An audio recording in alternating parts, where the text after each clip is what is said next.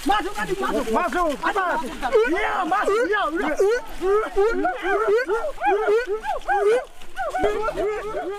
Kayu besi rawa sepanjang 17 meter ini disiapkan untuk membuat salib. Melihat panjangnya, timbul pertanyaan, siapakah yang akan disalib? Siapapun itu, pasti sesuatu yang lebih besar dari mereka. Tapi Frankie Woro, Casimilus Awe, dan warga suku Auyu di Papua Selatan ini tak akan melukai siapapun. Mereka memakai salib ini sebagai tanda perlawanan.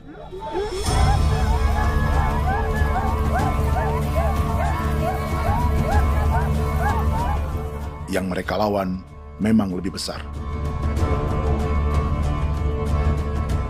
yaitu pemerintah Republik Indonesia. Pemerintah sedang mengincar 2,5 juta hektar hutan orang Papua untuk proyek tanaman industri pangan dan energi.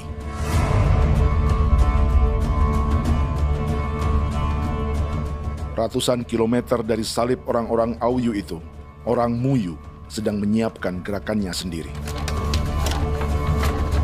Tapi kali ini dalam bentuk sebuah pesta. Pesta yang disiapkan oleh marga Kimco Jinibju selama 10 tahun.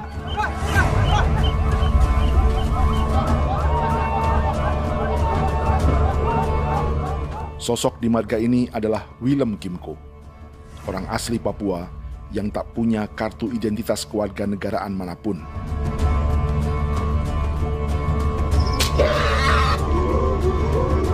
Pesta adat ini sudah cukup langka. Tak hanya di Papua, bahkan di kawasan Pasifik dan peradaban Melanesia. Awalnya bayarnya kalau pernah. Internet ada kode kerem bipnuka, dan jitana ya kati ko berem baran dipo. Kami mengambil ko kuning. Ada gagasan dan gerakan sosial di balik pesta orang-orang Muyu ini. Sama dengan gerakan salib merah yang dimulai orang-orang Auyu. Salib ini akan menjadi yang terbesar dari 1.800 salib merah yang telah ditancapkan berbagai suku di Papua Selatan dalam 10 tahun terakhir. Ribuan salib merah yang dipadukan dengan palang adat adalah tanda larangan yang menyatukan unsur-unsur adat dan agama. Kami percaya bahwa kalau memang kami sudah tidak mampu untuk menyelesaikan persoalan ini, dalam hal ini perusahaan tidak bisa masuk, berarti kami minta bantuan kepada nenek moyang dan Tuhan. Atribut perang orang Auyu ini diukir atau dilukis, digambar di batang salib ini dengan tujuan bahwa kami larang dengan sangat keras. Jadi apabila siapapun, baik dari antara kita sendiri yang melanggar batas ataupun pihak lain yang mengganggu keselamatan hak tanah adat kami, maka kami siap untuk melakukan ancaman perang. Salib-salib ini tidak ditancapkan di halaman-halaman gereja, melainkan di tanah dan hutan adat, di dusun-dusun sagu, dan di tempat-tempat yang disakralkan. Sebab 1.800 palang adat dan salib ini memang bukan semata tentang agama, tapi untuk mencegah negara dan perusahaan memasuki tanah dan hutan adat mereka. Papua bukan negara kosong.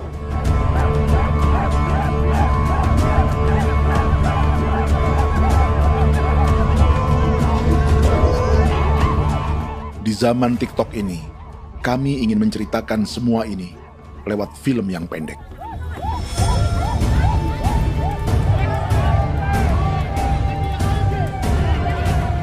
Tapi kami jelas gagal.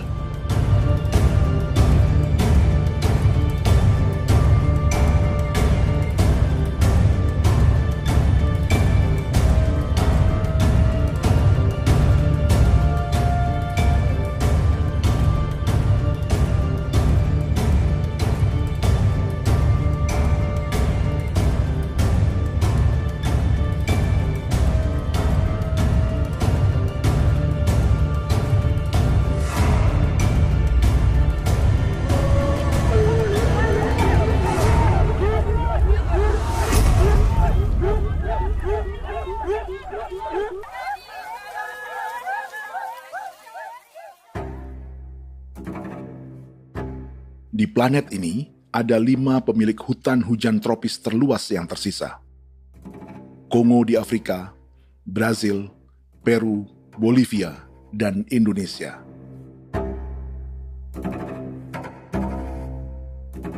Di Indonesia, satu-satunya pulau yang hutannya masih terjaga adalah Papua, pulau terbesar kedua di dunia setelah Greenland.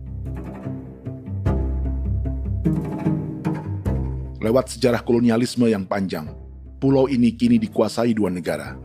Bagian barat oleh Indonesia yang juga dikenal sebagai West Papua, dan bagian timur menjadi Papua Nugini. Dan tepat di perbatasan ini, di bagian Indonesia, sedang terjadi proyek pemusnahan hutan terbesar di dunia.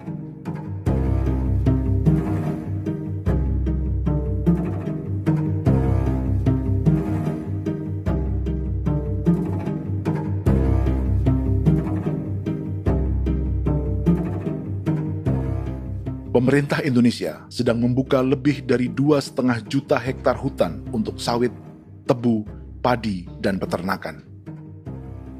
Ini disebut proyek strategis nasional untuk lumbung pangan dan energi yang jadi ambisi 3 presiden.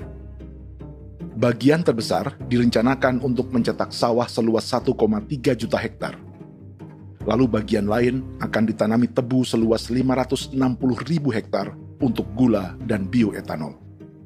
Setiap liter bensin di Indonesia akan dicampur bioetanol 10% atau E10.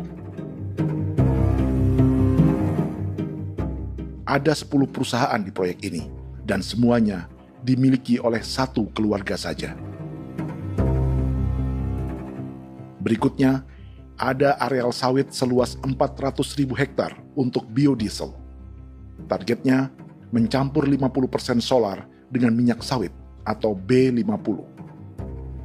Dan terakhir, pemerintah akan membuka peternakan seluas 380.000 hektar. Jadi, apa yang salah dengan proyek pangan dan energi ini? 5 orang Papua dalam film ini akan menjawabnya.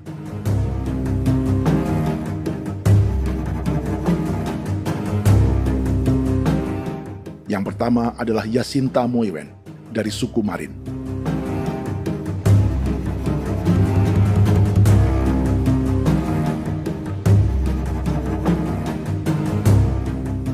Yasinta dan warga di distrik Ilwayap di Merauke sudah menjadi korban. Hutan dan rawa sebagai sumber pangan dan ekonominya telah dihancurkan.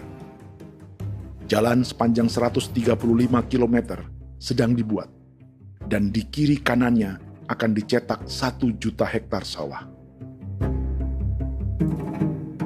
Mereka sulit menolak atau melawan. Salib sudah digeser, masih datang lagi dengan senjata mereka nih. Karena proyek ini juga dijaga tentara. Macam-macam senjatanya.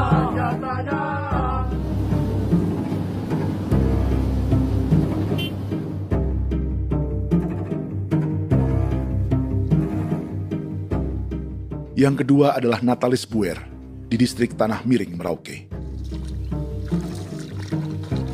Petani milenial ini merasa ditelantarkan. Sebab setelah hutannya diubah menjadi sawah, sebagian sawah-sawah ini tak tergarap. Orang asli Papua seperti Natalis tak punya modal untuk benih, pupuk, perawatan, hingga ongkos panen.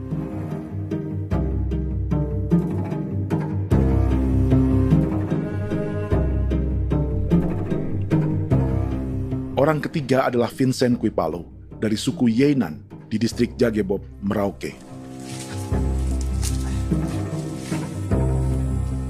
Vincent dan suku Ye sedang menjadi korban. Hutan adat orang-orang Ye sedang dihancurkan untuk perkebunan tebu dan bioetanol. Tanah mereka juga diincar untuk markas-markas militer, pasukan yang akan menjaga proyek pangan dan energi ini.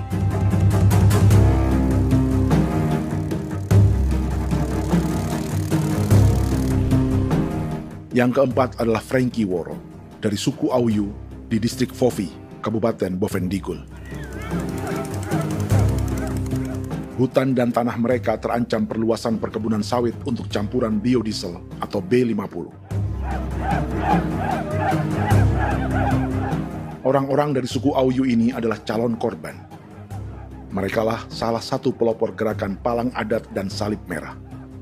Meski kadang berseberangan dengan gereja yang mereka anggap lebih mendukung pemerintah dan perusahaan. Mereka bahkan sedang merencanakan gerakan yang lebih besar, dengan salib yang lebih besar.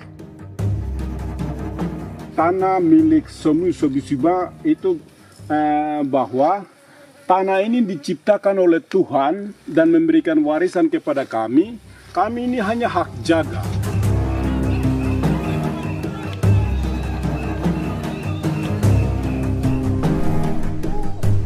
Sosok kelima adalah Willem Kimco dari suku Muyu di Bovendigul. Tokoh adat dari Muyu ini hidup di garis belakang proyek negara, sehingga belum menjadi korban. Tapi mereka sedang bersiap menghadapi segala kemungkinan. Tinggal di belantara dan perbatasan membuat sebagian mereka tak punya status kewarganegaraan. Tapi mereka telah hidup jauh sebelum ada Indonesia atau Papua Nugini.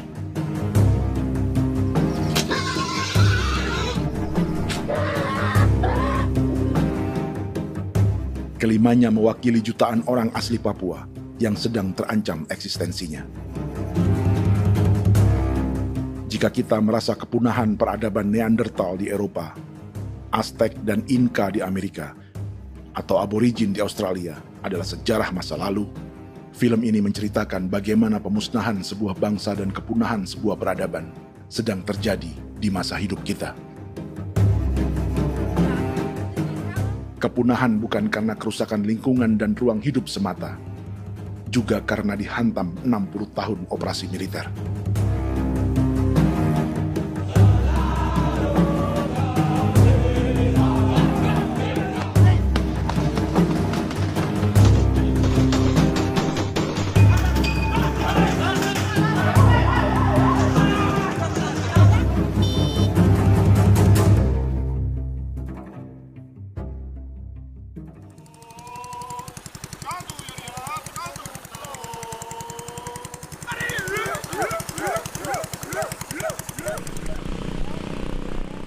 Frankie Woro dan orang-orang Auyu sedang berburu.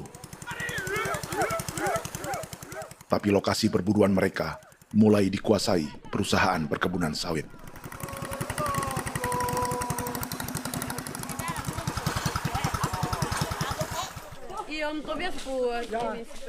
Kita akan menuju arah ke Inabusu. Di sana kami akan masuk di wilayah konsesi perusahaan PT Indo Asiana Lestari, dan di situ ya ada survei-survei mereka yang mereka pernah lakukan, tapi juga kami ada lakukan tanda-tanda saksi di sana.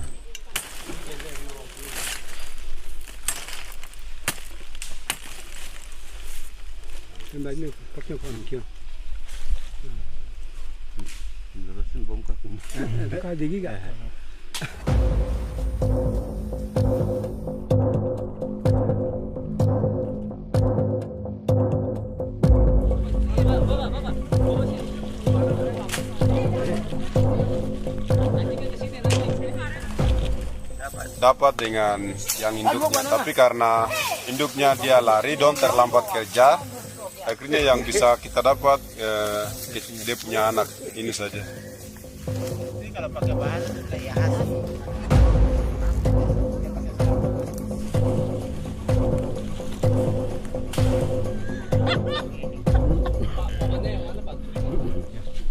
Pohon ini pohon bitanggur, dia punya kayu ini kita biasa gunakan untuk kerja perahu, dan juga kulit depu getanya itu kita pakai untuk kerja ini, panah-panah ini lem, jadikan lem ini, panah-panah.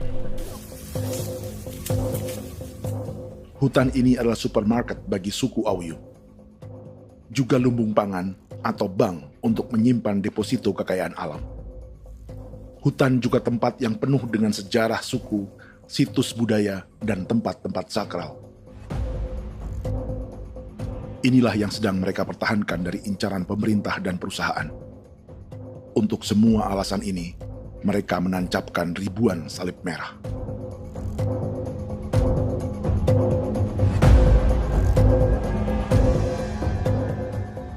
Tapi dari kampung, warga suku Auyu memberi kabar pada Frankie tentang intimidasi oleh aparat negara agar mereka melepas tanah ke perusahaan sawit dan berhenti memasang palang adat dan salib merah. Ada beberapa titik yang saya sudah siap, tetapi di sini emergensi dari saya, terutama di Kampung Sokangon, PT Damai Timber. Dia mengganggu saya dengan menggunakan kekerasan maupun pihak hukum.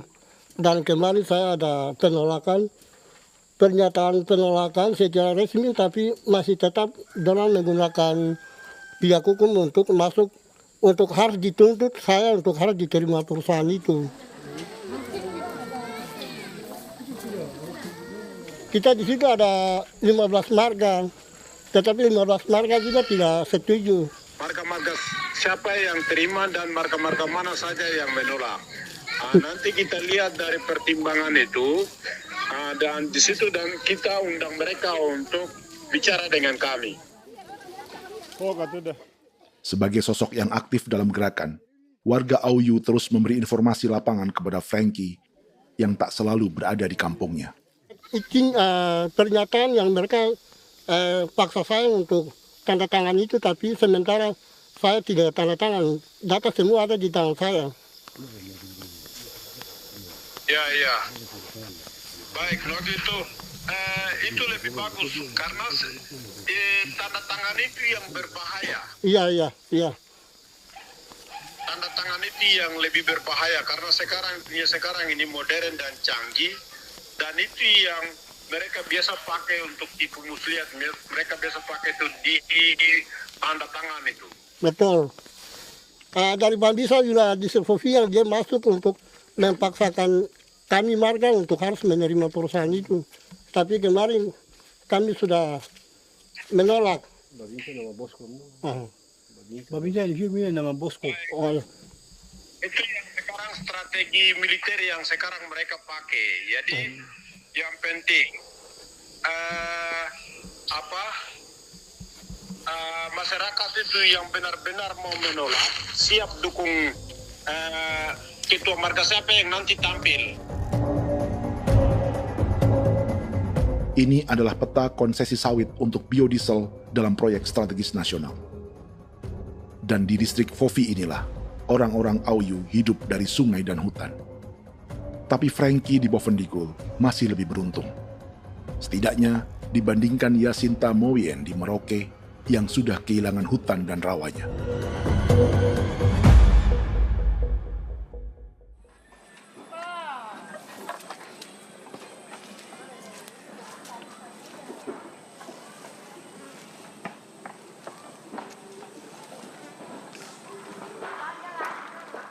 Yasinta dari suku Marin adalah petani sayur di Kampung Wanam, distrik Ilwayap, Merauke. Memanfaatkan lahan yang ada, ia berkebun dan menjual hasilnya ke pasar kampung. Ini ekonomi warga di Wanam untuk menghasilkan uang, lalu memberi barang kebutuhan yang tak bisa mereka produksi sendiri. Tapi kehidupan sebenarnya ditopang oleh ekosistem hutan dan rawa. Inilah sumber pangan utama dan peradaban mereka.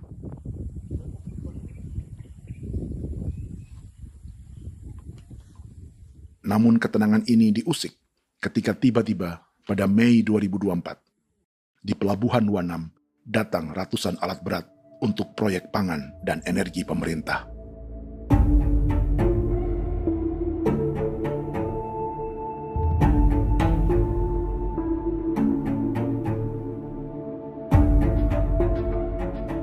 Kami masyarakat setempat kami tidak tahu.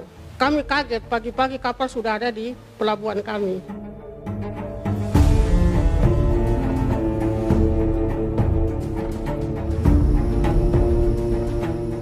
Yasinta Moywen atau Enrika Gebze dan warga lainnya tak pernah diajak bicara atau dimintai pendapat. Seakan-akan Papua adalah tanah kosong. Kita suka kaget yang dong bawa turun alat berat dong bawa turun, kita kaget masyarakat. Dorang subongkar itu kayu-kayu.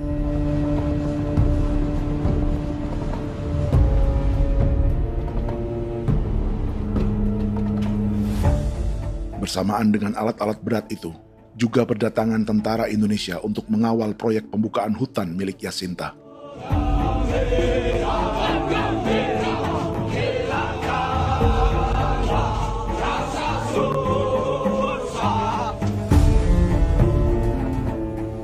Ribu alat berat didatangkan dari Cina ke Papua oleh perusahaan bernama John Lin Group sebagai kontraktor pemerintah. Ini disebut sebagai pesanan eskavator terbesar di dunia dengan nilai 4 triliun rupiah. Misinya membuka hutan dan rawa milik orang Marin, salah satunya untuk membangun jalan sepanjang 135 km. Sementara di kiri kanannya akan dicetak sawah yang ditargetkan seluas 1,3 juta hektar. Jalan berupa garis lurus ini bukan rute tradisional ekonomi masyarakat. Jalan ini akan menghubungkan kawasan perkebunan sawit dan tebu di sebelah timur, juga untuk mobilisasi pasukan militer.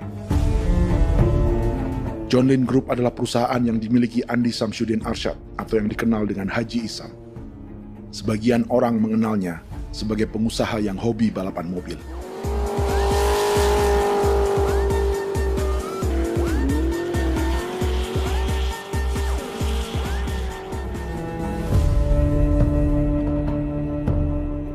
Tapi di Kalimantan, ia berbisnis batu bara, perkebunan sawit, pengolahan karet, penerbangan, perkapalan, dan biodiesel.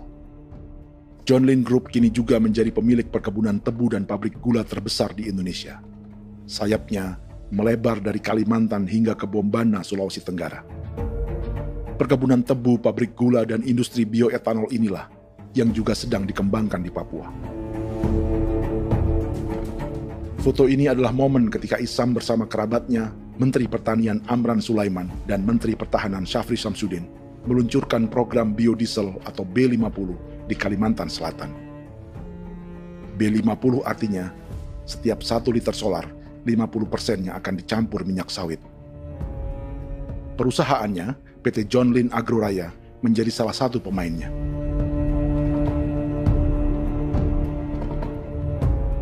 Sepanjang tahun 2025, saham PT John Lin Agroraya pernah naik hingga 700%.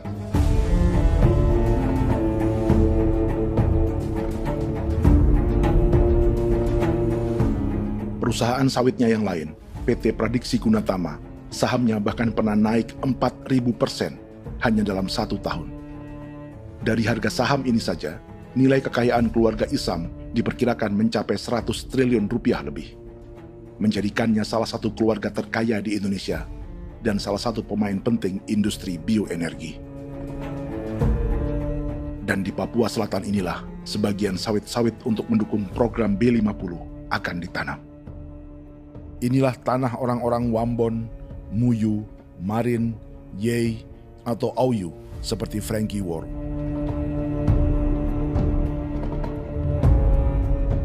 Haji Isam pernah menjadi tim kampanye nasional Presiden Joko Widodo dalam pemilu 2019 saat melawan Prabowo. Bintang Mahaputra Utama diberikan kepada Saudara Andi Syamsuddin Arsyad. Beliau berjasa luar biasa dalam mendorong pertumbuhan ekonomi daerah maupun nasional. Setelah menjadi presiden, Prabowo memberi gelar kehormatan Bintang Mahaputra Utama pada Isam.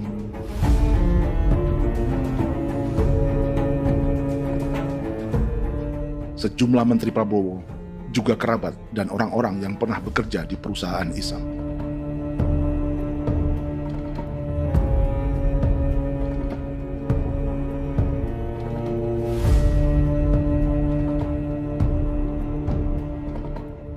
Lawan sebesar inilah yang sedang dihadapi Jacinta di kampung Wanam, Merauke. Atau petani perempuan lain seperti Enrika Gebze. Jadi alam kita ini sudah rusak. Jadi kita itu biasa jalan dari sini tuh harus pasang jerat di situ, harus cari makan di situ lagi. Itu tempat-tempat itu pasang-pasang jerat, tempat babi, rusa, sekarang sudah tidak ada lagi.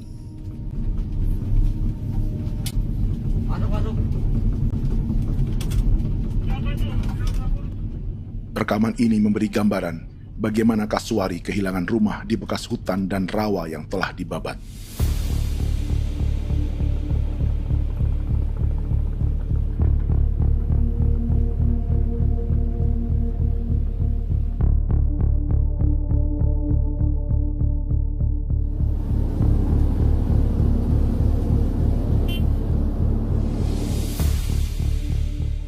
Keterlibatan tentara dalam proyek pangan dan energi di Papua memakai dalih bahwa ancaman terhadap negara kini tak hanya perang secara militer, tapi juga melalui pangan dan energi. Kementerian Pertahanan pun terlibat karena proyek ini dianggap operasi militer selain perang. Jadi tugas kamu adalah menjaga sumber cadangan pangan nasional. Macam-macam senjatanya, Proyek ini menambah panjang alasan mempertahankan kehadiran tentara di Papua dalam 60 tahun terakhir. Saat ini, jumlah tentara Indonesia di Papua mencapai 56.000 personel, atau ada 1 tentara untuk setiap 100 orang Papua. Bandingkan dengan rata-rata nasional, di mana hanya ada 1 tentara untuk 696 penduduk Indonesia.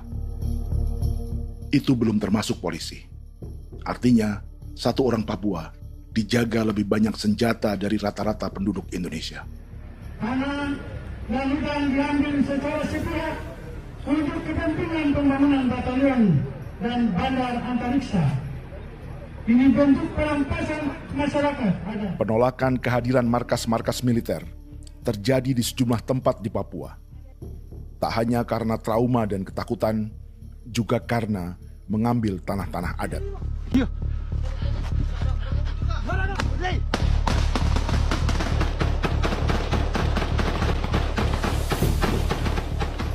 Salah satu alasan mengapa militer terus ditambah di Papua, karena masih ada perlawanan dari Organisasi Papua Merdeka atau OPM selama 50 tahun terakhir. Ayo. Tapi kekuatan militer OPM diperkirakan hanya 1.430 personel dan 360 pucuk senjata. Selebihnya, mereka menggunakan senjata tradisional.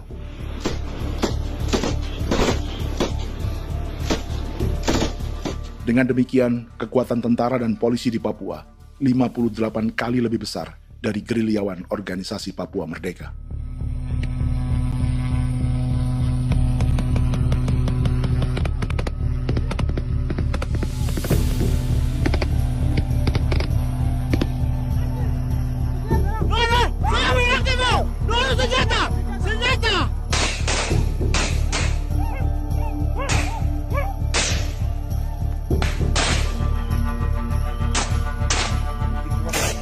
Sebagian tentara berada di garis depan pertempuran, tapi sebagian besar lainnya terlibat operasi non-tempur menjaga proyek pemerintah dan investor swasta. Seperti Batalion Infanteri Teritorial Pembangunan di distrik Jagebob, Merauke ini.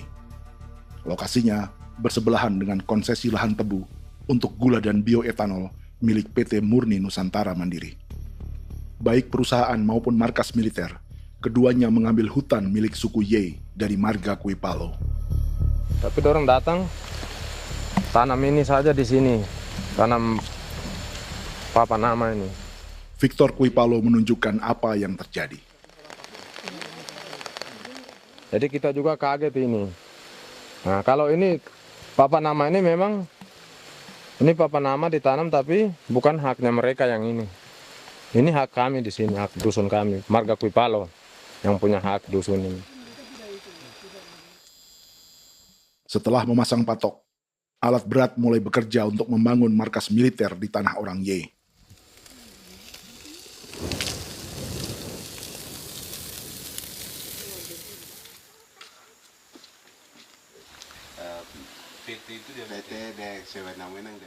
Kehadiran markas militer mengkhawatirkan warga yang pernah mengalami trauma. Takut kenapa? Kalau macam yang awal macam sekarang bu kampung hidup ini kan aman. Terus kenapa harus didirikan korem di sini? Bukankah dengan adanya Korem semakin aman ada tentara di sini? Kalau untuk kampung kayaknya tidak bisa aman kalau ada tentara, paling masyarakat dipukul itu ini. Kalau kampung hidup begini malah saya sejahtera dan saya punya masyarakat. Apa pernah ada pengalaman buruk sebelumnya dengan tentara di daerah sini? Ada yang cerita waktu pos-pos di sini tuh di 13, 12 itu zaman katanya Patimura. Memang kasihan. Malah kita punya orang ini yang dianiaya betul, dipukul. Disuruh kerja bakti tidak mau atau lama mencari, namanya kita pangkur sagu itu butuh waktu 1 minggu. Kalau lama begitu ya paling diseret apa pukul itu. Operasi militer Indonesia di Papua dimulai tahun 1962 lewat Operasi Trikora. Tapi perlawanan bersenjata pertama di Papua baru dilakukan tahun 1965 di Manokwari. Nanti tanggal 1 Mei jam 12.30 pemerintahan di Irian Barat mutlak akan jatuh di tangan.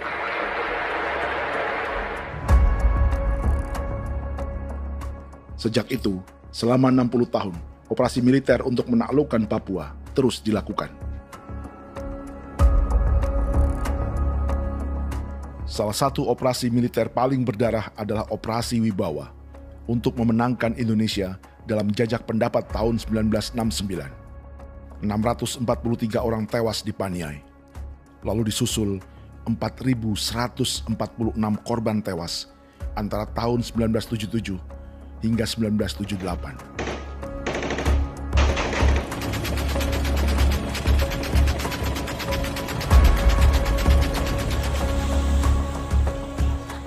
Operasi militer ini menimbulkan gelombang pengungsian hingga kini. Dewan Gereja Papua mencatat 103.000 orang menjadi pengungsi pada tahun 2025 dan nyaris tak diberitakan media-media Jakarta.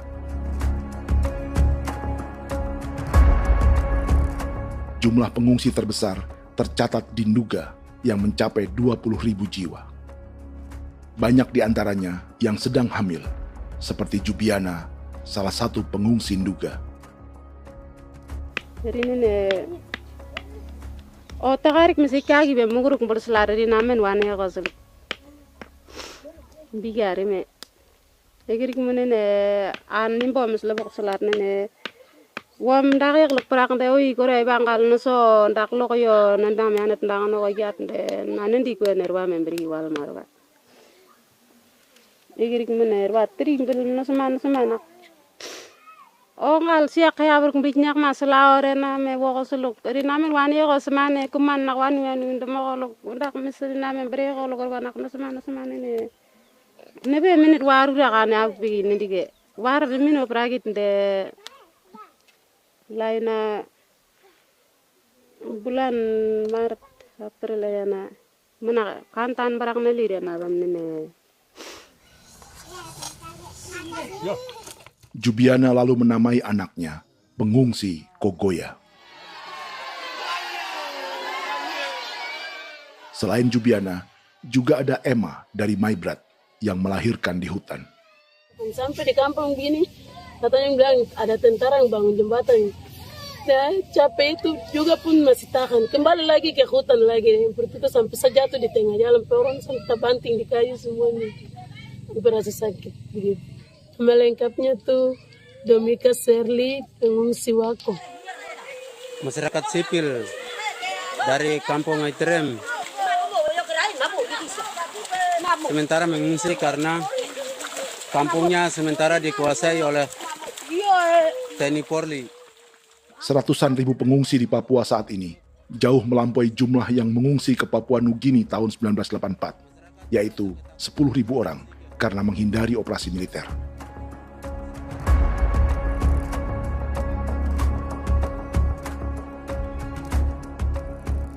Bersamaan dengan operasi militer, eksploitasi sumber daya alam Papua juga dilakukan sejak masuknya tambang emas dan tembaga Freeport pada tahun 1967.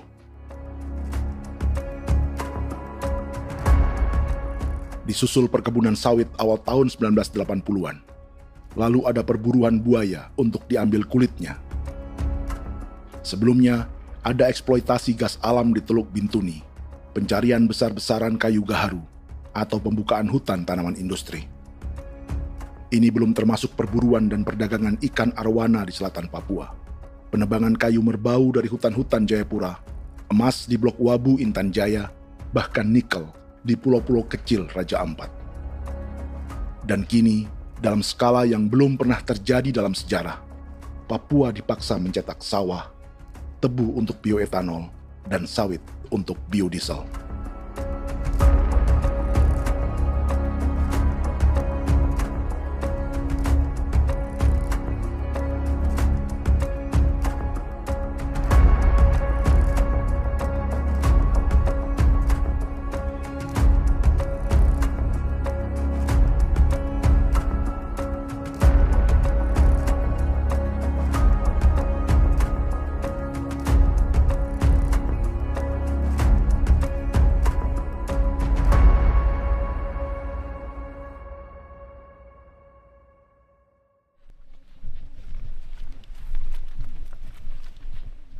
Inilah yang sedang menimpa keluarga Vincent dan Victor Kuipalo di Merauke. Hutan mereka diambil untuk markas militer dan industri perkebunan, PT Murni Nusantara Mandiri. 1 dari 10 perusahaan yang diberi konsesi untuk menanam tebu dan memproduksi gula serta bioetanol seluas 52.000 hektar.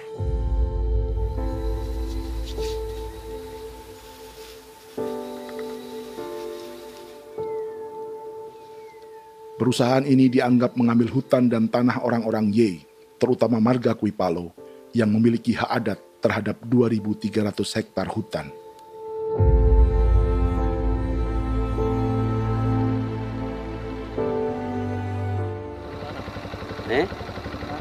Tentara? Tentara. Oh iya, tentara.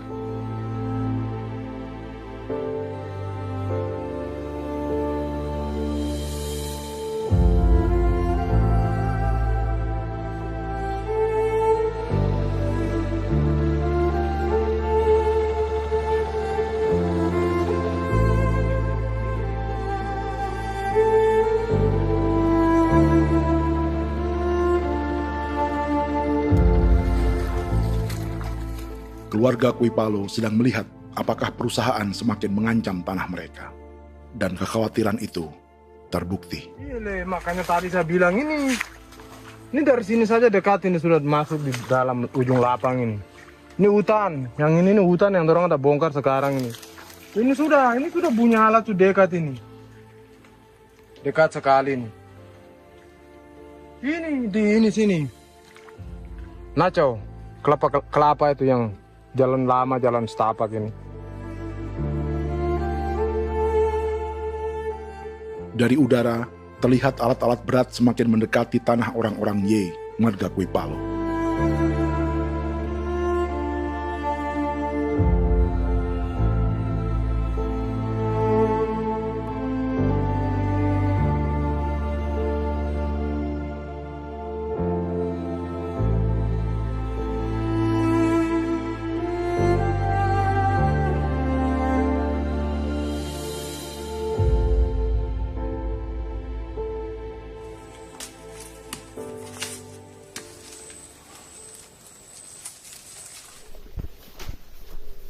Keesokan harinya, Victor dan kerabatnya memberi tanda cat merah di pohon-pohon yang berada di batas tanah mereka.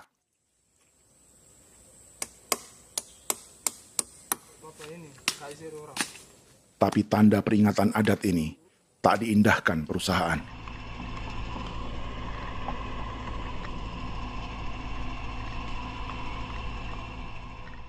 Dua bulan kemudian, perusahaan tetap memasuki tanah marga Kuipalo. Sama. Kami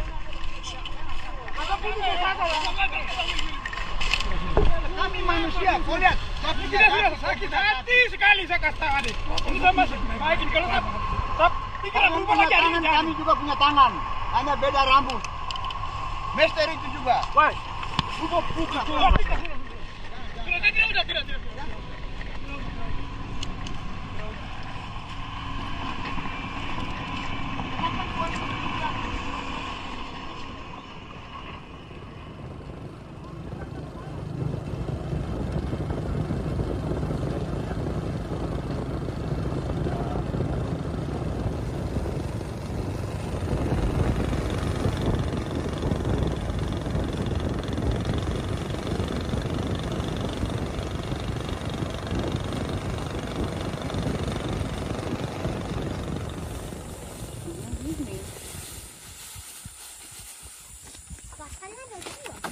masuk sini.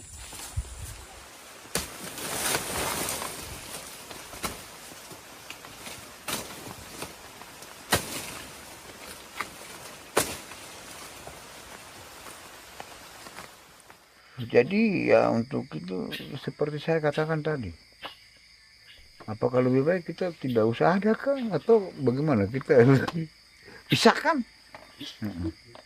pisahkan dari negara ini kan, jangankan tuh. Saya kemarin bicara sama Daniel, datang sama saya dengan persoalan Kodam ini. Saya bilang, Pak Daniel, kalau lebih baik saya ngungsi ke Papua Nugini. Dia bilang, aduh Bapak jangan begitu. Ya memang, kalau tidak bisa menghargai kami, lebih baik pilihan yang itu yang saya memilih. Lebih baik saya pindah dari sini. Saya mengungsi ke Papua Nugini, di negara tetangga. Masih di laut. Apa? Ada ini. Saya bilang sama Kapolsek, Pak, Agustus ini, 17 Agustus saya tidak kasih naik bendera merah putih. Saya bendera ada, nanti saya taruh di meja. Bendera saya ada. Karena saya punya pikiran percuma kita ini merasa bahwa kita hidup di bawah naungan merah putih.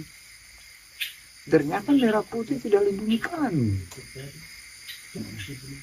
Tidak anggap kami sebagai kami rakyatnya. Dia lambang negara. Dan kami menghargai lambang negara itu. Ternyata lambang negara ini, kita bernaung di bawah lambang negara ini, kita tidak dilindungi. Hak kita tidak dihargai.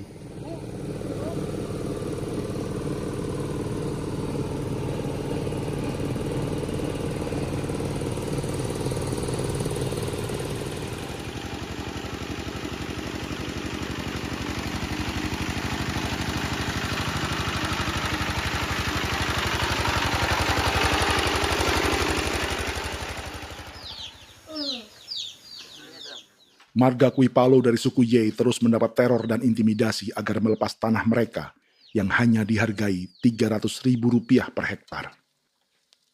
Tapi mereka tidak berjualan tanah. Makanya mama itu tidak suka untuk lepas tanah. Untuk apa? Baru di dalam hutan itu ada obat-obat tradisi. Itu sudah Kalau macam ada sayur juga, kita ambil sayur yang dia tumbuh sendiri. Jadi kita ini mau kemana, kalau itu sudah digusur, ya habis. Kita ini jadi penonton. Jangan sampai kita ini duduk minta di jalan. Jadi kita tidak mau seperti itu. Makanya tanah itu kita tidak melepas. Tapi mungkin orang lain tuh dia senang saja. Lebih baik saya pegang uang merah dulu. Saya bisa beli-beli itu ini. Nanti datang uang sudah habis, gembel, mau cari kemana lagi, hutan sudah habis, mau makan ikan di mana, kali sudah hancur. Seperti Yasinta di Wanam, suara dan gerakan kaum perempuan Papua sangat nyaring dan tak bisa diabaikan. Saya sebagai perempuan tolak untuk perusahaan masuk di sini. Karena kalau saya terima anak-anak saya mau dikemanakan, mau tinggal di mana. Apapun yang terjadi saya tetap tolak. Demi tanah ini saya akan berjuang, demi saya punya anak-anak. Yang katanya mengutamakan anak Papua, nyatanya yang kerja kebanyakan ya orang-orang Jawa. Dan sendiri orang Jawa, tapi bukan mau bicara yang tidak-tidak. Memang kenyataannya seperti orang-orang Papua itu diterbelakangkan, kurang diutamakan, gitu.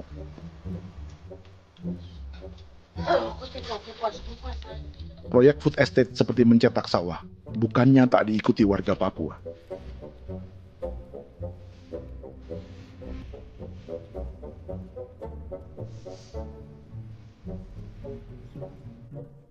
Salah satunya Natalis Buer di distrik Tanah Miring, Merauke.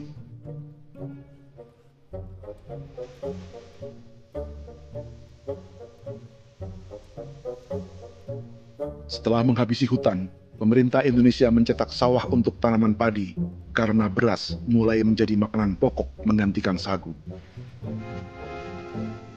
Sebagian besar penggarapnya adalah warga transmigran yang datang sejak era 1980-an. Bahkan petani transmigran sudah ada sejak Belanda membuka proyek padi kumbe di distrik Kurik. Lokasi yang sering jadi langganan pejabat Indonesia memamerkan sawah di Papua. Tapi Natalis juga ingin belajar menanam padi atau bersawah. Namun ia kesulitan karena dibutuhkan modal untuk benih, pupuk, hingga pemeliharaan dan panen. Lalu sawah-sawah ini pun mulai dikuasai pendatang.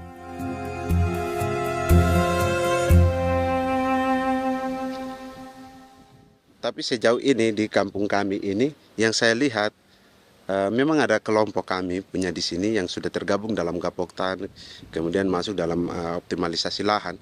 Tapi baru saya anak asli yang punya lahan di sini. Mereka tidak punya. Pemerintah dalam hal ini adalah Kementerian Pertanian bersama-sama Kementerian Pertahanan yang dalam hal ini pada garis di bawahnya adalah TNI Angkatan Darat, memberikan support yang maksimal kepada masyarakat khususnya di Merauke dalam rangka. Saya kemarin habis 9 juta. 9 juta ya? Iya, 9 juta karena dia sudah tidak dipakai toh. Ya. Perempuan Papua seperti Filomina juga mau bertani. Pemerintah memberi bantuan Rp900.000 per hektar lewat program optimalisasi lahan atau OPLAH. Tapi dibanding biaya produksi dan harga jual gabah, Filomina mengaku berkali-kali rugi dan kini memutuskan tak lagi menggarap sawahnya. Terus kita harus cari uang untuk kombe. Betul. Karung kita beli. Karung beri sendiri lagi. Tenda kita beli. Ini dari yang offline ini don tidak siapkan. Tidak ada. Tidak ada ya, jadi mama don sendiri. Itu yang saya udah bilang, 900.000. Itu modal untuk kerja sawah ini. Mulai dari kerja sampai nanti panen. Panen. Wih, ngeri sekali. Iya, lucu toh? Tidak dapat itu. Betul, Mam. Kalau disuruh tanam ubi berhektar-hektar, mari datang. Kita tahu cara rawatnya bagaimana, iya. Tanamnya bagaimana, tanam model bagaimana supaya hasilnya model begitu. Kita tahu. Kalau yang ini kan kita baru belajar. Sebagian hutan milik warga Senayu di Merauke sudah dibuka untuk sawah dan kebun tebu oleh PT Global Papua Abadi. Proyek pertanian ini dikerjakan oleh Kodim Merauke. Mereka melepas sebagian tanah karena ingin belajar bertani. Saya punya nenek moyang tidak ajar saya tanam padi. Tapi saya mau berubah. Generasi saya yang berikut ini besok lusa tidak bisa makan pisang, sagu. Namun program optimalisasi lahan yang dijanjikan dengan berbagai bantuan tak dirasakan Filomina. Obat rumput beli, obat padi beli, jonder kita bayar, bahkan bibit masih kurang, cari bibit lagi beli. Jadi saya memang kalau program pemerintah saya sama sekali saya tidak suka. Baku tipu saya.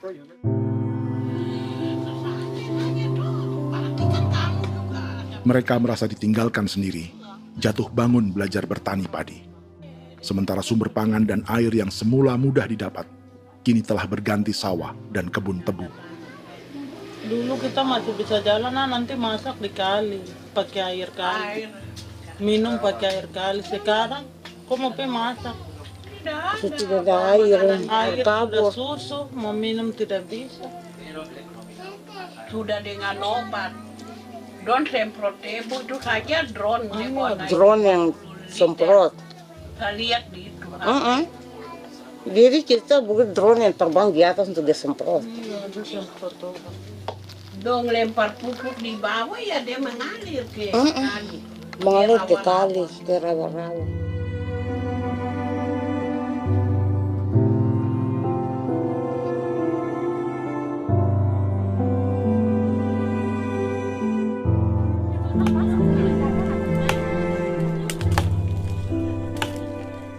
Seperti pertanian sawah bagi orang Bali atau Toraja, Bagi orang Auyu dan suku-suku lainnya di Papua Selatan, sagu juga bukan semata tentang pangan.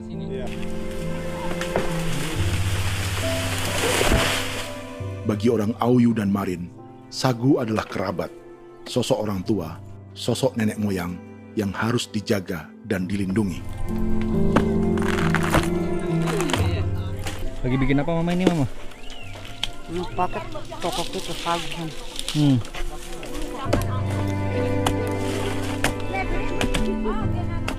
Kami diingatkan oleh leluhur, sagu itu tidak boleh digusur dan tidak boleh diganggu dengan cara apapun, dan di dalam rangka kepentingan apapun tidak boleh. Kamu harus bela, bahkan sampai nyawa pun harus menjadi taruhan demi membela keselamatan penggerakkan sagu di atas tanah ini.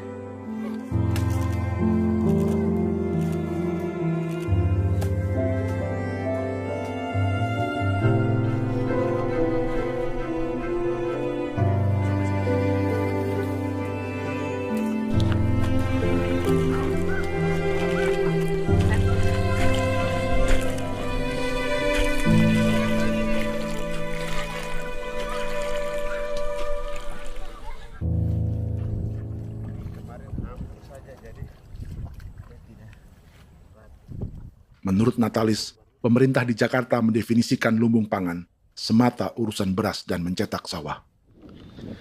Sebenarnya orang Papua itu bukan tidak bisa bertani. Kami tanam ubi itu bagian dari pertanian. Nah, pertanian yang dimaksud oleh pemerintah itu harusnya selalu, itu kalau bisa pemerintah harus spesifikkan. Pertanian apa yang dimaksud? Pertanian tanam padi atau pertanian tanam ubi, petasan dan lain-lain. Ini yang harus dispesifikkan dulu. Begitu, sehingga tidak menjustifikasi kami orang asli Marin bahwa kami tidak bisa bertani. Bukan. Kami buka kebun besar-besar di sana, bahkan bermeter-meter, ratus-ratus meter pakai sekop, bukan pakai ekskavator, tapi ini pakai skop. Itu pertanian, begitu. Bagi Natalis, alih-alih memaksimalkan sawah-sawah yang sudah ada untuk petani Papua, pemerintah selalu membuka hutan baru, seperti dikerjakan perusahaan John Lynn Group dan melibatkan tentara. Padahal, sejarah keterlibatan militer dalam proyek food estate atau cetak sawah adalah sejarah kegagalan yang bertubi-tubi 4 presiden selama 30 tahun terakhir.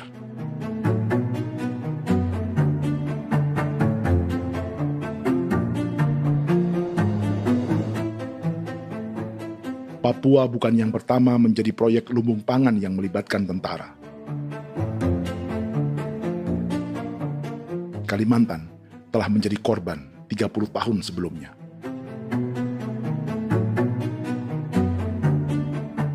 Ini adalah bekas hutan yang sudah dibuka di Pulang Pisau, Kalimantan Tengah. Tahun 1996, di era Presiden Jenderal Soeharto, ia menghabisi 1 juta hutan di lahan gambut untuk mencetak sawah demi memenuhi ambisi swasembada beras, bukan swasembada pangan. Hutan tropis Kalimantan dihabisi dalam skala yang belum pernah terjadi dalam sejarah. Di bawah rezim militeristik, tak ada yang berani melawan keinginan Soeharto, termasuk orang Dayak seperti Kuneng. Nggak bisa dihalangi itu. Nggak boleh dihalangi. Ya kalau ada kata-kata aja menghalangi, sudah kita diseret ke kepolisian dulu. Atau bisa langsung di PKI-kan. Iya, di PKI-kan gitulah. Jadi kita tuh nggak berani apa-apa dulu tuh. Ya. Apa maunya aja. Misal bilangnya A. Setahun setelah pengundulan hutan skala besar itu, tahun 1997, untuk pertama kalinya Kalimantan mengalami kebakaran lahan dan kabut asap terbesar dalam sejarah.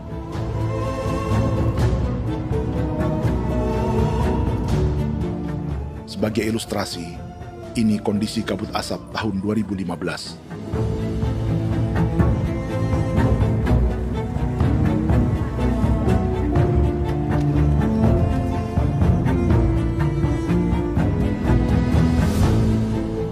Proyek 1 juta hektar sawah Jenderal Soeharto itu gagal. Bendungan dan saluran irigasi mangkrak hingga kini. Mei 1998, rezim Soeharto tumbang. 2 tahun setelah ia menumbangkan jutaan hektar pohon di Kalimantan. Setiap tahun, lokasi ini menyumbang kebakaran dan kabut asap yang merugikan jutaan orang. Sawah yang berhasil di Kalimantan justru bukan sawah yang dibangun Jenderal Soeharto, melainkan yang dirintis para transmigran sejak era 1980-an. Sawah-sawah inilah yang ikut digarap oleh militer di era Presiden Joko Widodo.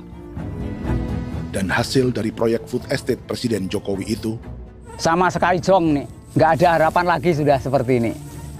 Tapi Jokowi terus memperluas area food estate hingga 16.000 hektar. Presiden Jokowi juga menyerahkan urusan lumbung pangan ini kepada Prabowo yang saat itu menjadi Menteri Pertahanan. Salah satunya di Kabupaten Gunung Mas, Kalimantan Tengah, untuk membuka perkebunan singkong seluas 31.000 hektar. Food Estate Singkong Jenderal Prabowo ini dimulai dengan membuka 600 hektar hutan di Tawai Baru. Proyek singkong untuk bioetanol ini pun dijaga tentara. Dan seperti Jenderal Soeharto, proyek Jenderal Prabowo ini pun gagal.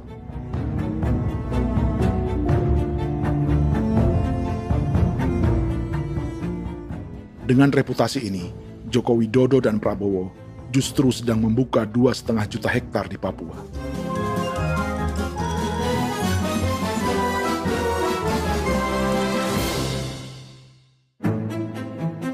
Setelah Jenderal Soeharto, Presiden Jenderal Susilo Bambang Yudhoyono juga mencoba membuka food estate di Papua sejak tahun 2010. Namanya Merauke Integrated Food and Energy Estate atau MIFE. Proyek ini juga gagal. Lalu di lokasi yang sama, Jokowi berusaha meneruskan dengan proyek mencetak sawah 1,2 juta hektar yang juga gagal. Sekarang yang paling siap adalah 1,2 hektar. Yang 1,2 juta hektar. Dan kini, Prabowo yang pernah gagal dengan 600 hektar singkong di Kalimantan justru akan mengulangi di Papua dengan skala 2,5 juta hektar. Di daerah Papua pun harus ditanam kelapa sawit supaya bisa menghasilkan juga BBM dari kelapa sawit. Dalam setiap proyek pangan dan energi di Papua, yang lebih menonjol bukan tanaman pangannya, melainkan untuk energi atau bahan bakarnya. Sawit untuk biodiesel dan tebu untuk industri bioetanol.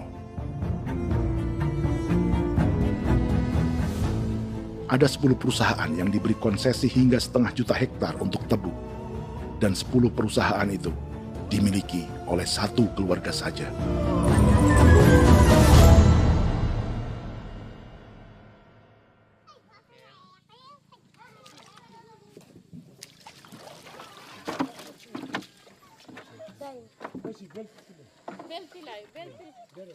Para perempuan Auyu di Bovendigul akan berangkat memancing. Priska Beni membantu menyiapkan perahu.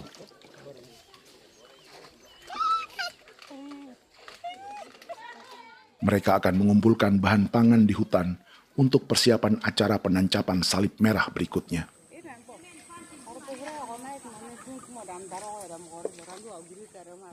Priska sudah mengambil posisi memancing.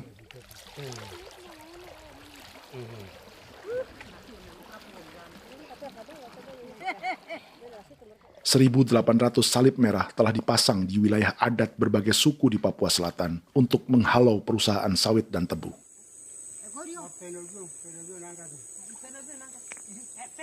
Maria Tebung yang paling muda datang membawa hasil. 2 ekor ikan gastor alias gabus toraja.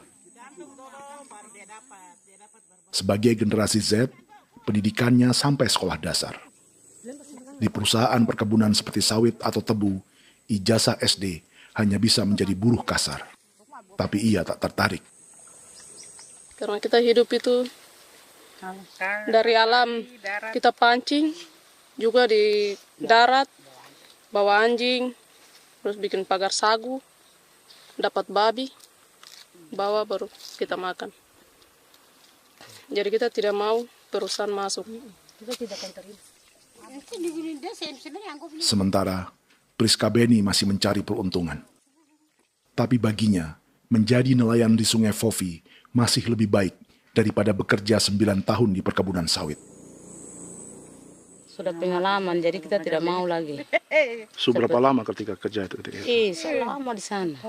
9 tahun di sana. 9 tahun? Saya baru pulang dari perusahaan. Selama 9 tahun kerja di sawit, bisa punya rumah kah? Atau tidak. Motor kah? Tidak. Johnson kah? Tidak. Cuma makan saja. Pendapatan juga kan tidak lebih. Habis dimakan.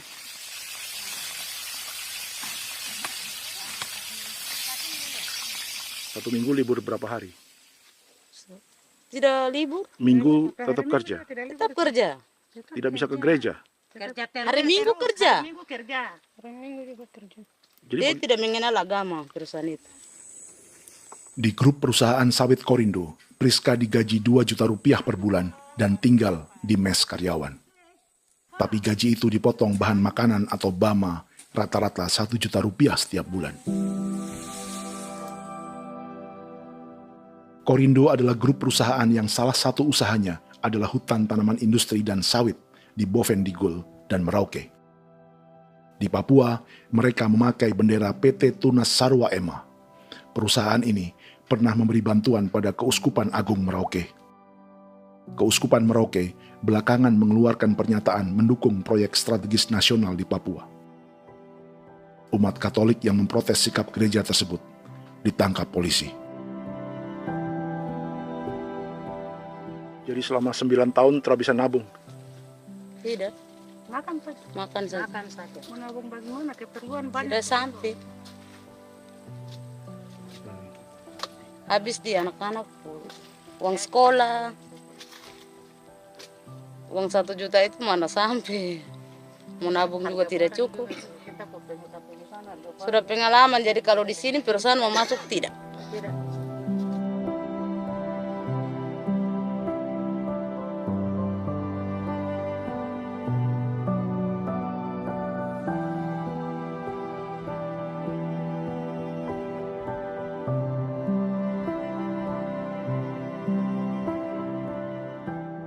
Dan menu makan siang seperti ini agaknya sulit bagi buruh sawit atau tebu yang digaji 2 juta rupiah per bulan.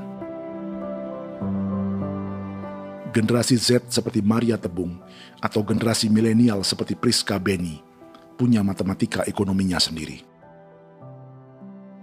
Sawit untuk biodiesel atau tebu untuk bioetanol tak akan ada bedanya bagi mereka.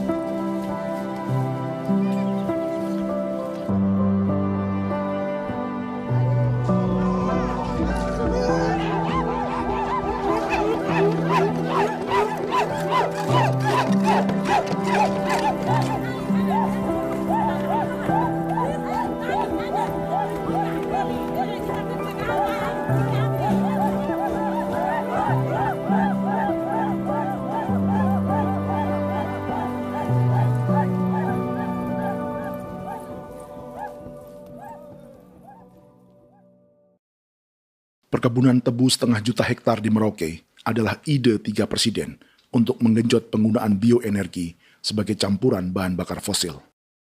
Selain swasembada pangan, swasembada energi di daerah Papua pun harus ditanam kelapa sawit supaya bisa menghasilkan juga BBM dari kelapa sawit. Juga tebu menghasilkan etanol. Singkong, kasava juga untuk menghasilkan etanol. Bioetanol adalah bahan bakar nabati atau tumbuhan yang dapat dicampur dengan bensin. Sama dengan program biodiesel yang mencampur solar dengan minyak sawit. Pertamina saat ini sudah menjual BBM bioetanol dengan campuran 5% yang dipasarkan dengan merek Pertamax Green 95. Tapi pemerintah ingin menaikkan kadarnya menjadi 10% atau E10.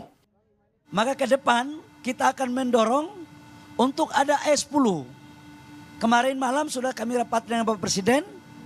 Bapak Presiden sudah menyetujui untuk direncanakan mandatori 10% etanol. Idenya untuk mengurangi ketergantungan pada bahan bakar fosil yang diimpor dan menimbulkan polusi.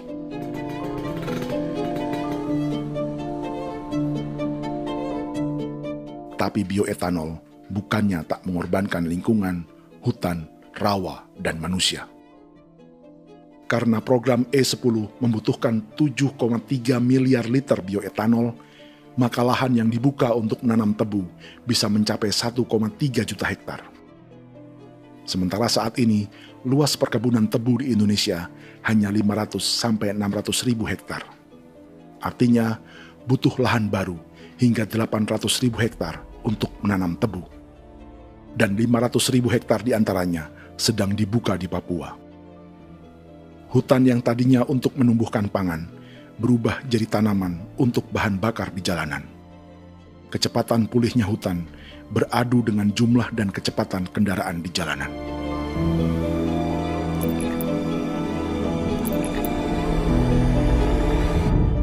Dahaga terhadap energi tak pernah bisa dipuaskan. Setelah minyak sawit untuk biodiesel, dunia kini merambah singkong, jagung, dan tebu untuk bioetanol. Benua Amerika, Eropa, sebagian Afrika, hingga separuh Asia kini mulai memakai bioetanol sebagai campuran bahan bakar.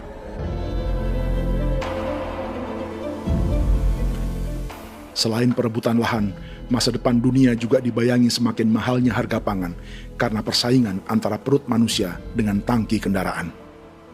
Ini adalah lokasi perkebunan tebu dan bioetanol PT Murni Nusantara Mandiri yang mengancam tanah Vincent Quipalo dan orang-orang Ye di Merauke. Beberapa kilometer di selatan adalah PT Global Papua Abadi yang mengancam tanah orang-orang Muyu dan Marin. Dua perusahaan ini adalah bagian dari 10 perusahaan yang mendapat konsesi lahan untuk tebu dan bioetanol di Merauke. Batas konsesi mereka bahkan sama dengan batas negara Indonesia dengan Papua Nugini. Salah satu ciri bahwa peta konsesi ini dibuat di Jakarta dari atas meja. Sama seperti kolonial Inggris dan Belanda ketika mereka membagi Pulau Papua dengan garis lurus pada abad 19. Seakan Papua adalah tanah kosong.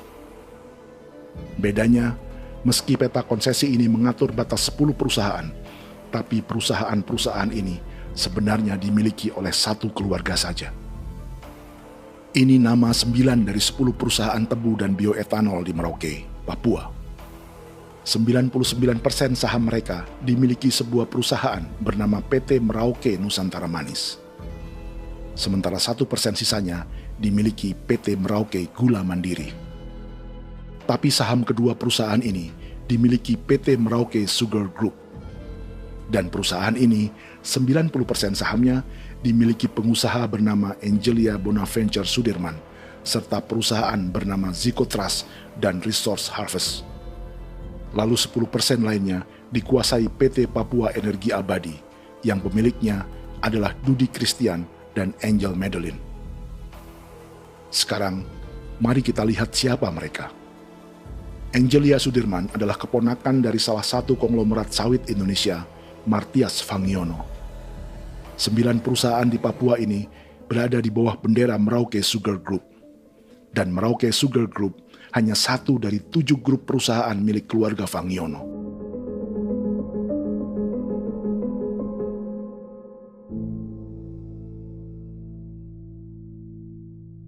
Ini Martias Fangiono. Seperti Haji Isam, Martias selama ini dikenal sebagai pengusaha sawit yang kini merambah bisnis tebu dan bioetanol. Ini momen saat penanaman perdana tebu di Merauke bersama Presiden Joko Widodo Juli 2024. Di sini juga ada anak Martias Fangiono, yaitu Wirastuti Fangiono. Wirastuti adalah salah satu yang menonjol dari keluarga Fangiono. Tahun 2025, Forbes mencatatnya sebagai konglomerat termuda dengan kekayaan 23 triliun rupiah yang mengendalikan 2 grup usaha, FAP Agri dan Surya Dumai Industri. Keduanya adalah perusahaan sawit dan biodiesel. Anak dan bapak ini adalah investor utama bagi Jokowi dan Prabowo untuk proyek tebu dan bioetanol di Papua. Sementara yang ini adalah Martua Sitorus, pemilik raksasa agribisnis dunia, Wilmar International, yang juga memegang konsesi sawit di Papua lewat berbagai perusahaan. Tapi Martua kini memakai bendera baru, yaitu KPN Corporation atau Karunia Prima Nastari. KPN inilah yang memiliki kelindan bisnis dengan keluarga Fangiono untuk proyek tebu Merauke. Apalagi grup Wilmar yang didirikannya juga pemain gula utama di Australia. Tahun 2010, Wilmar membeli 100% saham perusahaan gula terbesar Australia, Sucrogin. Akuisisi senilai 1,5 miliar dolar Amerika ini langsung menjadikan Wilmar pemain tebu terbesar kelima dunia. Sebagian bibit tebu yang ditanam di Merauke adalah varietas yang dikembangkan Lembaga Riset Gula Australia atau Sugar Research Australia. Sugar Research Australia lalu menjalin kontrak pengembangan bibit dengan PT Global Papua Abadi milik Fangiono. Tapi masalahnya, Sugar Research Australia adalah badan publik yang tugasnya memajukan petani tebu dan sebagian dananya berasal dari pajak warga Australia. Itu artinya, warga Australia membiayai pengembangan bibit tebu untuk investor dan pemerintah Indonesia. Dokumen ini menunjukkan bahwa lembaga yang dibiayai warga Australia itu pernah memiliki kontrak penyediaan bibit dengan PT Global Papua Abadi milik keluarga Fangiono. Kontrak itu baru berakhir pada November 2024. Artinya, saat Presiden Jokowi dan keluarga Fangiono menanam bibit tebu pada Juli 2024 ini, kontrak itu masih berlaku. Nama lain dalam keluarga ini adalah Siliandra Fangiono, yang pada tahun 2024 dijuluki Raja Sawit Termuda dengan kekayaan 39 triliun rupiah dalam catatan Forbes. Ia mengendalikan grup First Resources. Secara umum, keluarga Fangiono memiliki 20 perusahaan di Sumatera, 32 perusahaan di Kalimantan, 1 di Jakarta, 2 di Singapura, dan 25 perusahaan di Papua. Di Papua, perusahaannya tersebar dari Sorong, Mapi, hingga Merauke. Para politikus dan pejabat Indonesia terus membesarkan konglomerasi, meski Martias Fangiono pernah divonis 1,5 tahun penjara karena kasus pembalakan liar dan kebun sawit ilegal tahun 2007. Sementara tahun 2022, Wilmar terlibat kasus korupsi ekspor minyak sawit dan divonis mengembalikan kerugian negara 11,8 triliun rupiah. Tumpukan uang ini disebut sebagai pembayaran dari grup Wilmar yang diterima secara simbolis oleh Presiden Prabowo pada Juni 2025 lalu. Tapi peran raksasa biodiesel dan bioetanol dunia ini belum akan surut di Indonesia. Bahkan sebaliknya. Sebuah dokumen presentasi bisnis dari Wilmar International Limited pada tahun 2010 ini bisa menjadi petunjuk. Presentasi ini bagian dari proses pembelian 100% saham raksasa tebu Australia, Sucrogin. Dalam presentasi ini, Wilmar mengaku ditawari konsesi lahan 200.000 hektar di Papua, atau dulu disebut Irian Jaya, untuk menanam tebu.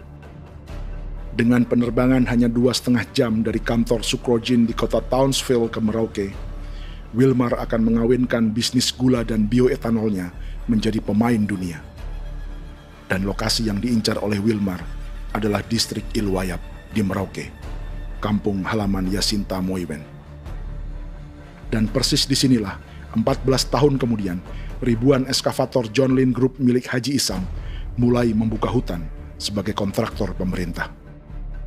Presentasi dan gagasan ini dibuat oleh Wilmar pada Juli tahun 2010. Sebulan kemudian, Agustus 2010, pemerintah Presiden Susilo Bambang Yudhoyono meluncurkan proyek Lumbung Pangan dan Energi Merauke atau Merauke Integrated Food and Energy Estate. Targetnya membuka lahan 1 juta hektar dalam 5 klaster yang masing-masing 200.000 hektar. angka yang sama dengan presentasi Wilmar. 5 tahun kemudian, 2015, giliran Presiden Joko Widodo yang mau melanjutkan proyek pangan dan energi 1,2 juta hektar. Menjelang pensiun sebagai presiden, Jokowi kembali menggencarkan proyek ini dan melibatkan Prabowo sebagai Menteri Pertahanan. Jokowi lalu mendukung Prabowo sebagai presiden berpasangan dengan anaknya, Gibran Rakabuming Raka sebagai wakil presiden. Kini, setelah menjadi presiden, giliran Prabowo yang melanjutkan proyek bioetanol dan biodiesel dengan memobilisasi militer dan melibatkan pejabat-pejabat yang juga para elit partai koalisinya.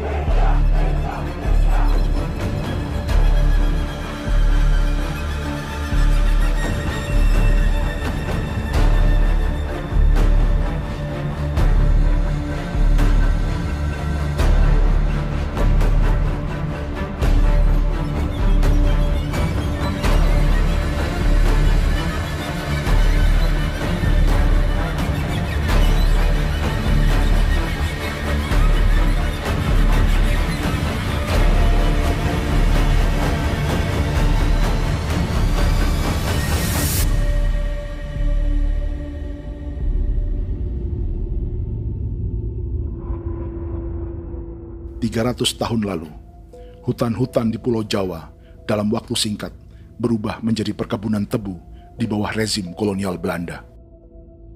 Orang Jawa menjadi buruh dan petaninya dipaksa menanam tebu. Dari kolonialisme dan politik tanam paksa itu, Belanda memperkaya negara dan para investornya. Tak puas membuka hutan untuk perkebunan di Jawa dan Sumatera, kolonial Belanda menanam tebu hingga di Suriname dan mengerahkan ribuan orang Jawa sebagai buruh pada tahun 1890. Inggris yang sudah menguasai negara seluas India dan Papua Nugini pun masih menanam tebu jauh di tengah Samudra Pasifik, di tanah orang-orang Fiji. Lalu memindahkan puluhan ribu orang India menjadi buruh di sana. 200 tahun sebelumnya, ratusan ribu orang Afrika bahkan diperbudak untuk bekerja di perkebunan-perkebunan tebu Spanyol dari selatan Eropa hingga Karibia, Kuba, atau Jamaika. Jika dulu tebu menjadi gula atau emas putih, kini cerita kolonialisme tebu berlanjut di Papua untuk bahan bakar nabati atau bioetanol. Dan seperti semua cerita tentang kolonialisme, akan ada yang berpesta dan ada yang membayar. Dalam setiap cerita pesta kolonialisme, baik di Jawa, Karibia, atau di Papua, selalu melibatkan para elit lokal, dari pejabat, perwira, hingga agamawan. Tapi dalam setiap kolonialisme, juga selalu ada cerita tentang mereka yang mempertahankan diri dan melawan.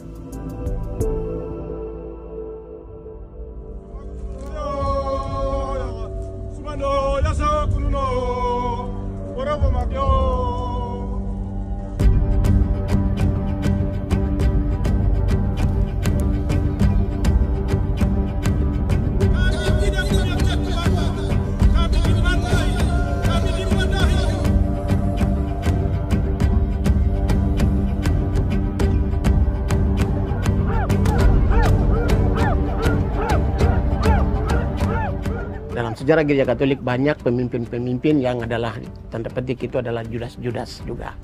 Jadi itu sudah pasti karena itu adalah manusia. Nah, satu sisi sebagai manusia dalam perjalanan digoda, apalagi ada dalam posisi-posisi jabatan ya mungkin banyak tawaran-tawaran lain, lalu disitulah terjadi pergeseran keberpihakannya kepada misi gereja tadi itu untuk umat, untuk mereka yang tertindas.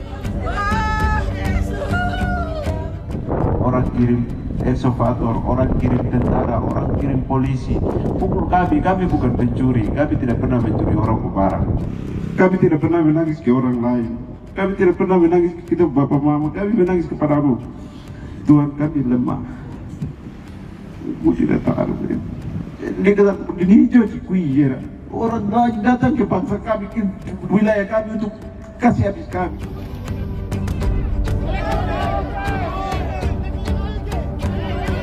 Ya Hakimam Dehi, Ya Hakimam Dehi, Bono Ya Hadikul Dehi, Bono Ya Hadikul Dehi. Kita buat sasi seperti begini untuk menolak perusahaan apapun yang masuk di tanah kami. Kalau kita kasih, kita bikin rusak sekarang, kita punya generasi berikutnya mau dapat kemana. Jadi kita nyatakan sikap di sore hari ini, kami tolak. Apa yang dilakukan pemerintah untuk PSN adalah kejahatan. Pemerintah bagian dari kejahatan, aktor perusak dan pembunuh terhadap negara, terhadap alam, hutan, terhadap manusia. Jadi negara jadi aktor pembunuh. Jadi Pilatusnya siapa? Negara, pemerintah Jakarta ini. Tanah Wiu bukan kosong. Masyarakat adat kami siapa? Perusahaan tolak. Biar asal.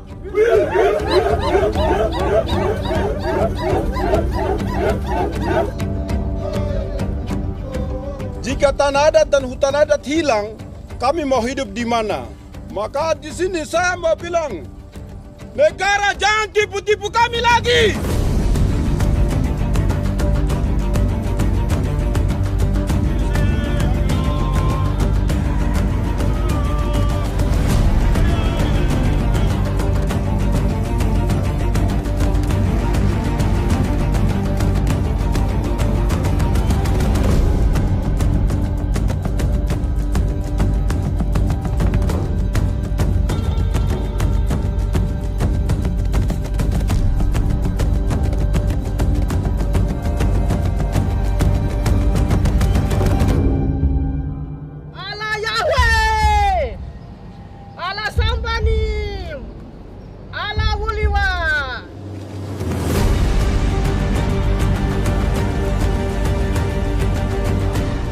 Kalau kami dianggap orang Papua itu bagian daripada Republik ini, tolong hargai kami. Dengan adanya PSN, PT John Lindrop yang sudah menerobos tanah kami dan hutan kami, merusak alam kami. Itu yang kami datang ke Jakarta jauh-jauh dari Papua. Kami mau bersuara kepada Bapak Presiden Prabowo Subianto, di mana keadilan untuk masyarakat Papua. Tolong lihat masyarakat Papua yang sudah mati. Kami bersepakat menyatakan, 1. Gereja-gereja di Indonesia mendukung masyarakat adat yang menolak proyek strategis nasional di tanah Papua. 2. Gereja-gereja di Indonesia menolak militerisme dan otoritarianisme di Indonesia.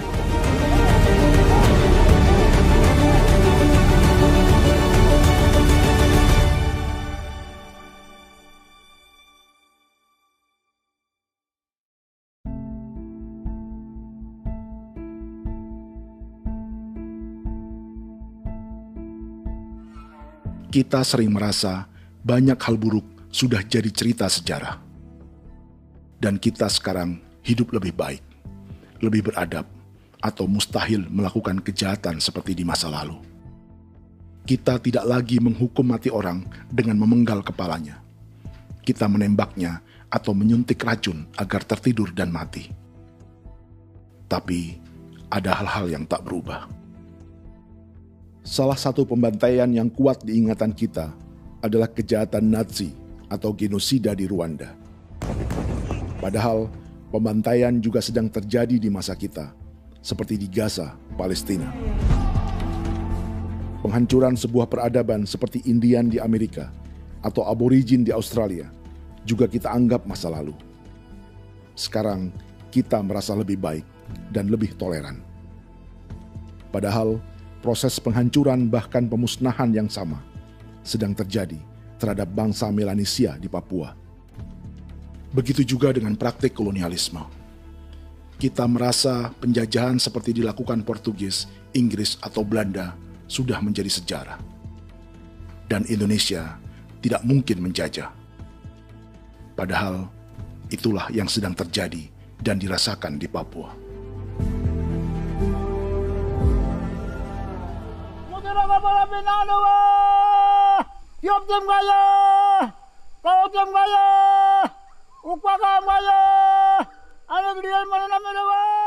Jalannya sejarah ini disadari Willem Kimco di pedalaman Bovendigol, Papua.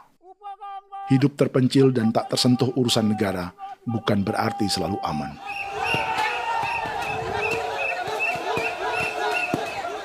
Untuk sampai di tempat ini, orang-orang Muyu menempuh 2 hari berjalan kaki mengarungi hutan, lembah, dan sungai. Termasuk mereka yang datang dari perbatasan Papua Nugini. Mereka berkumpul untuk memenuhi undangan pesta adat yang disebut Awon Atatbon atau Pesta Babi. Yang mengundang adalah marga Kimco Jinipjo. Yang dituakan di marga ini adalah Willem Kimco. Ia tak punya kartu tanda penduduk dan kewarganegaraan manapun, baik Indonesia atau Papua Nugini. Tahun 1984, 10.000 orang Papua, terutama suku Muyu, mengungsi ke Papua Nugini untuk menghindari operasi militer Indonesia, termasuk Willem Kimco.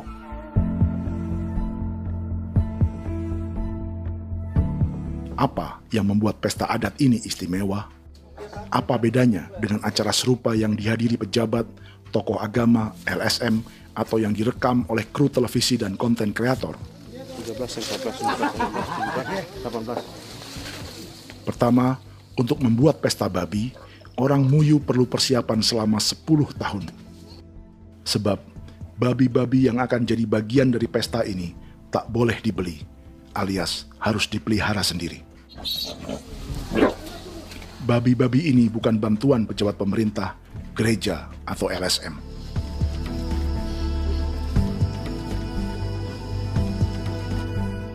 Yang kedua, babi-babi ini tidak dipelihara di kandang. Jadi punya nama babi ini kah? Harimau. Harimau? Harimau. Dia kulit dengan ini bulu di harimau, macam harimau begitu kan, kasih nama harimau. Setelah diberi nama, mereka dilepas liarkan di hutan sejak kecil. 10 tahun kemudian, jika tiba saatnya pesta, para pemburu akan mencari mereka di dalam 479 hektar hutan milik marga Kimco. Suku atau marga lain tak akan mencurinya di hutan, karena mereka sudah punya babi dan wilayah masing-masing. Itu artinya mereka harus tetap menjaga dan mempertahankan hutannya agar babi-babi bisa hidup. Demikian juga dengan lahan pangan mereka, yang menumbuhkan sagu, keladi, atau aneka sayuran.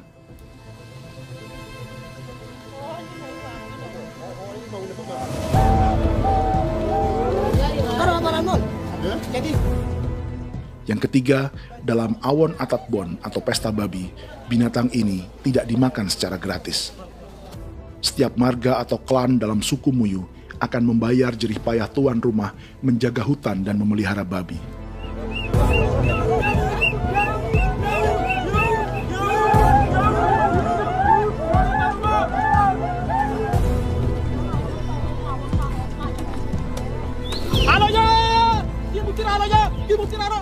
Ini seperti arisan untuk menjaga budaya dan lingkungan.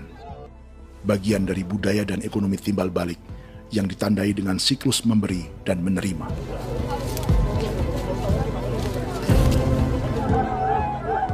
Ini juga cara orang Muyu membangun dan memperluas aliansi.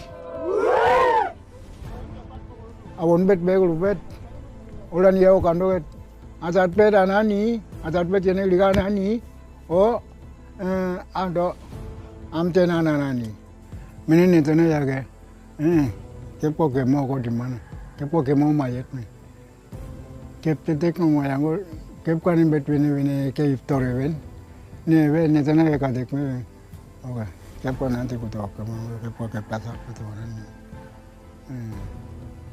Keneman gini wane wanjo. Koko kati bolon ya bengo. Koko kuning bolon ya. Jika Willem Kimco dan marganya bisa menjaga hutan dan wilayahnya, marga lain ikut diuntungkan sebagai sebuah ekosistem. Demikian juga sebaliknya.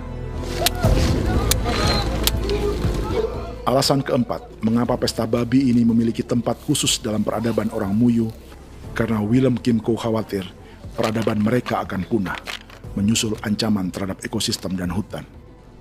Setiap marga atau klan harus mengkonsolidasi diri dan membangun aliansi.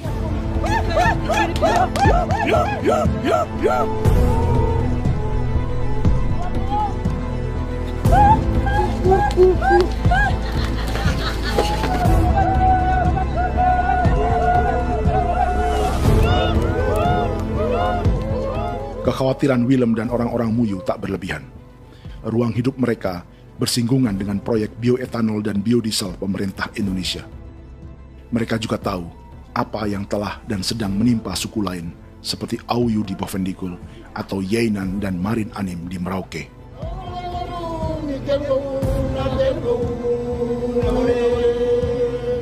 Jika suku-suku lain menggunakan palang adat dan salib merah sebagai gerakan perlawanan, orang-orang Muyu memakai pesta babi untuk mempersiapkan diri dan konsolidasi. Sebab, berbeda dengan saat mengungsi tahun 1984, kali ini yang datang ke tanah orang-orang Muyu tak hanya tentara, juga alat-alat berat bersama para pebisnis pangan dan energi.